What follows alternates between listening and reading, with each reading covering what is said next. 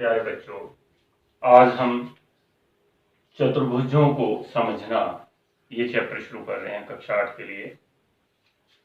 तो सबसे पहले इसके अंदर जो आएगा वह है वक्र। वक्र के बारे में, वक्र क्या है? असल में वक्र जो भी आप खींचते हैं, लाइन टेढ़ी मेढ़ी, छोटे होते बच्चे जैसे उसको पेंसिल पकड़ा देते हैं और उसको कहते हैं कुछ कर, तो आड़ी तिरछी लाइनें लगाता है बिना पेंसिल उठाए।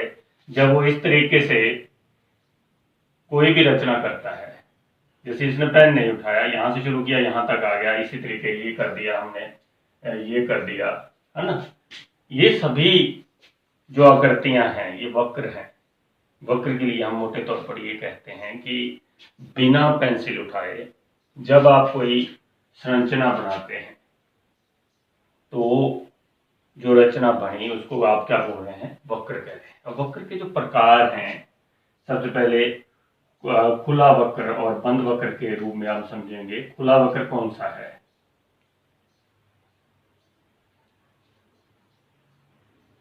अब खुला वक्र क्या है? जिसका अंतिम सिरा, ये अंतिम सिरा है और ये शुरुआती सिरा है, आपस में ना जुड़े गए, तो उसे आप क्या बोलेंगे? खुला वक्र। उदाहरण के तौर पर ये खुला वक्र है, ये खुला वक्र है। खुला वक्र का और उदाहरण आप देख सकते हैं, ये खुला वक्र है, ये खुला वक्र है, लाइक दिस। और खुले वक्र का और कोई उदाहरण आप देखना चाहें तो क्या है? बहुत से एग्जाम्पल्स आपको खुले वक्र के बारे में दिखेंगे। आप 3 लिखते हैं, ये खुला वक्र है। आप 7 लिखते हैं, खुला वक्र है गणित के अंदर, है ना।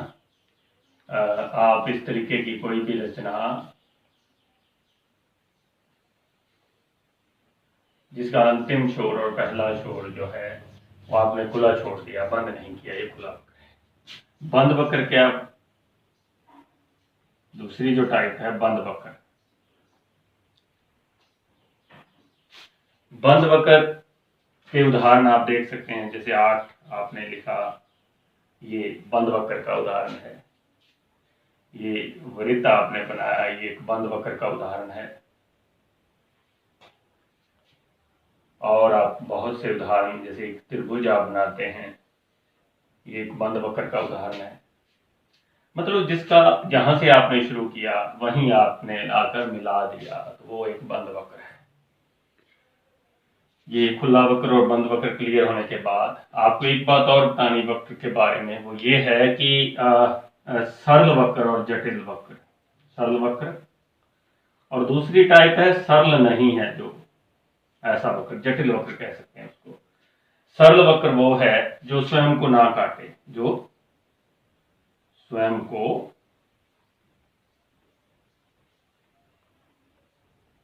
ना काटे। कोई जैसे ये अब काट रहा है स्वयं को, इस वक्र ने कहीं नहीं काटा अपने आप को, इस वक्र ने कहीं नहीं काटा अपने आप को, है ना। इस वक्र ने अपने आप को कहीं नहीं काटा। तो ये जो नहीं काट रहा है अपने आप को, जैसे ये नंबर 1 ये नहीं काट रहा अपने आप को, ये नंबर 2 नहीं काट रहा अपने आप को, है ना। ये नंबर 3 कह लीजिए आप, ये अपने आप को नहीं काट रहा। नंबर ये 4 ये अपने आप को नहीं काट रहा, ये भी नहीं काट रहे। तो इस तरीके से 1 2 3 और 4 ये कैसे वक्र हैं? सरल वक्र हैं। ये 5 भी सरल वक्र है। अब ये 6 भी सरल वक्र है जो अपने आप को काट नहीं रहे। लेकिन इनमें एक अलग बात है, जो सरल वक्र है और बंद वक्र है, वो कौन सी ढूंढिए आप? सरल वक्र भी है और वो बंद वक्र भी है। इनमें 1 2 3 4 और 5 में बताइए। 1 बंद नहीं है, 2 बंद नहीं है, 3 भी बंद नहीं है, 4 भी बंद नहीं है, 5 बंद है और 6 बंद है। तो हम कह सकते हैं ये 5 और जो क्षय वक्र है ये सरल भी है और बंद भी है। इसी तरीके सरल वक्र में खुला वक्र भी हो सकता है, सरल वक्र भी हो और वो खुला वक्र भी हो।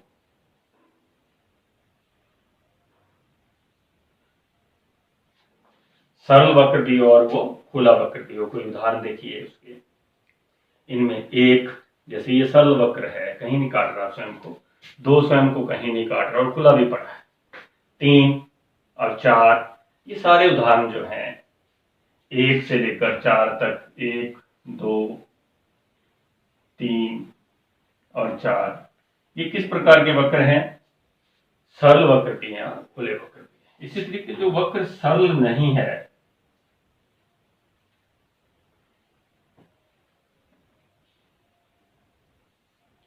ऐसे वक्र जो सरल नहीं है, जो स्वयं को काटे, जो स्वयं को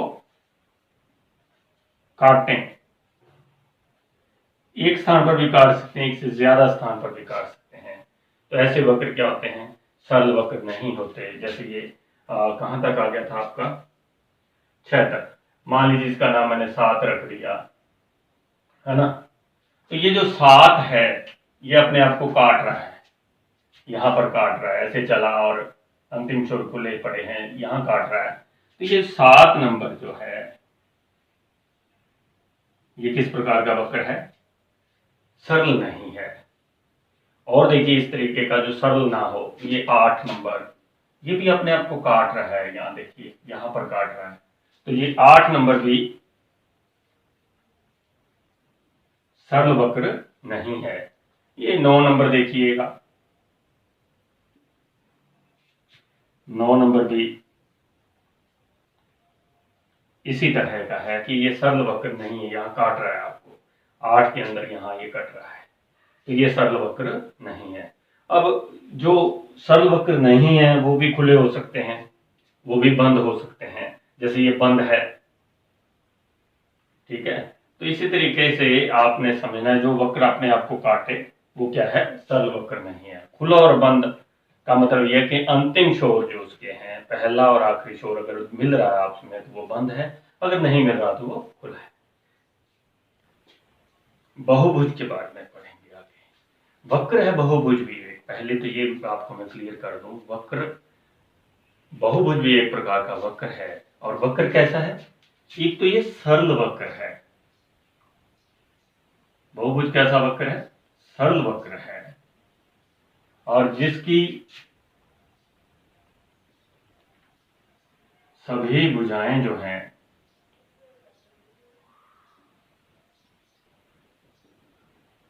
सरल रेखाखंड होंगे।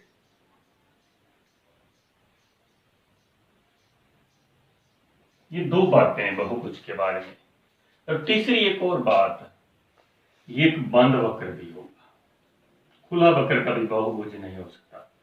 बहुभुज के बारे में मैं वक्र से ही आगे चल रहा हूं कि सरल वक्र है, मतलब उसकी भुजा जो है आपस में कहीं काटेंगी नहीं, मिलेंगी, जिसकी सभी भुजाएं सरल रेखाखंड हो और बंद वक्र हो। ये उदाहरण के तौर पर मैं एग्जाम्पल से क्लियर करता हूं। ये यहां से मैंने शुरू किया, ऐसे चला और ऐसे जाके मिल गया, मैंने कहीं पेंसिल उठाई नहीं लास्ट में जाके, इसलिए ये एक वक्र है।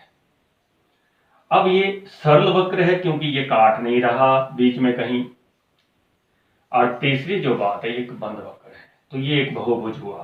3 भुजा हैं, इसकी भुजाएं 1, 2 और ये 3, इसलिए इसका नाम क्या बना? त्रिभुज।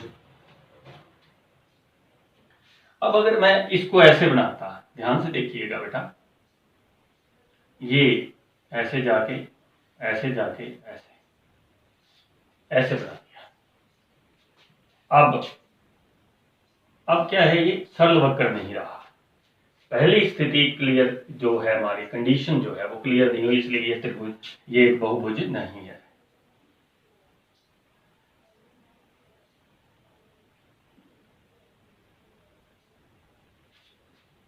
अब एक और, ये मैंने 3 भुजाएं कर दी, 3 भुजा है इसमें, लेकिन ये बंद वक्र नहीं है, ये तो ये भी बहुभुज नहीं है।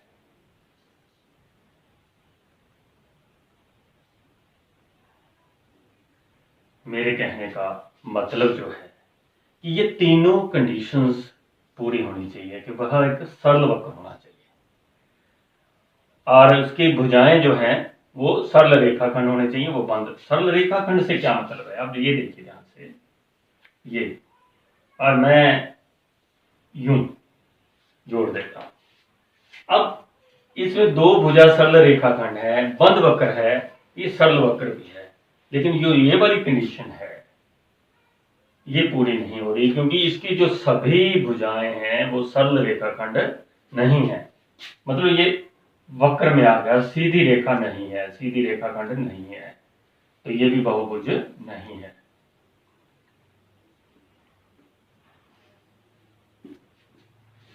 बहुभुज होने के लिए जरूरत जो है कि भुजाएं क्या होनी चाहिए, सरल रेखाखंड होने चाहिए। ये देखिए ध्यान से, जैसे इसमें थे। क्लियर।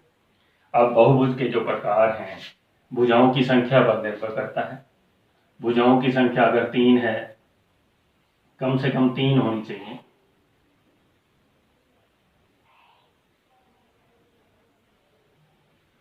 और इधर आप सोचिए क्या नाम होगा, नाम उसका उसी हिसाब से बनेगा। भुजाओं की संख्या 3 है तो त्रिभुज है,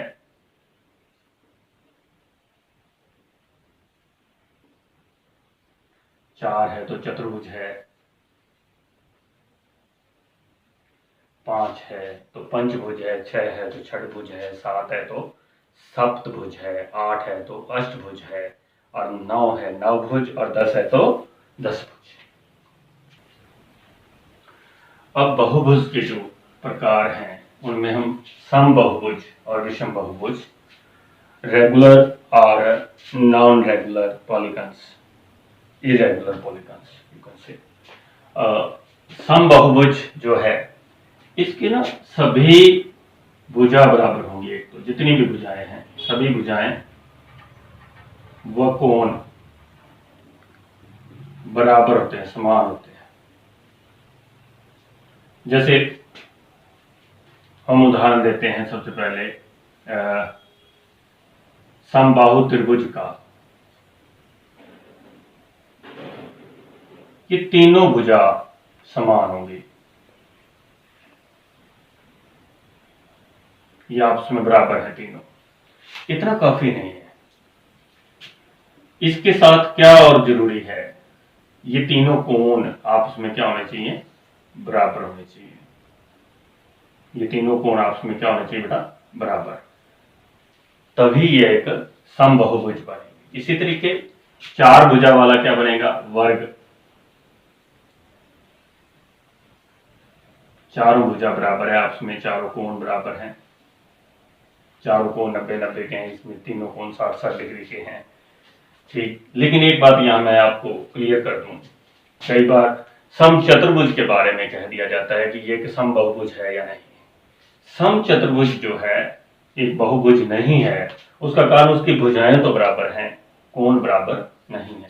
इसी तरीके समपंचभुज आ जाएगी, समषडभुज आ जाएगी, यानी कि सभी भुजाएं बराबर होनी चाहिए और सभी कोण भी बराबर होने चाहिए। इरेगुलर के अंदर क्या आएगा, विषम बहुभुज के अंदर क्या आएगा, इसमें सभी भुजा बराबर नहीं होती,